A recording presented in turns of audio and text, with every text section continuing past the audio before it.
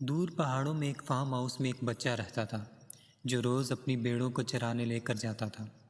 وہ ایک کام اور کرتا تھا کہ اپنے گھر کی کھڑکیوں میں جا کر دور پہاڑوں میں ایک گھر کو دیکھتا تھا جس کی کھڑکیاں اسے سنہری دکھتی تھی، تو اسے بڑا اچھا لگتا تھا اور بڑا خوش ہوتا تھا۔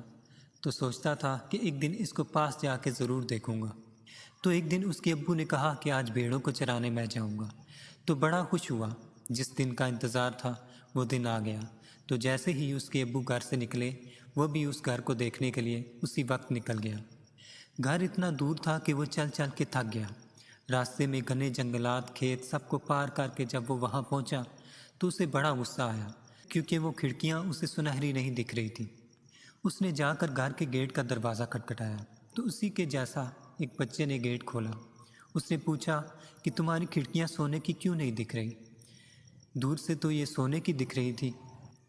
تو بچے نے اسے اپنے گھر کے اندر بلایا تو اپنی کھڑکی سے باہر دیکھنے کو بولا۔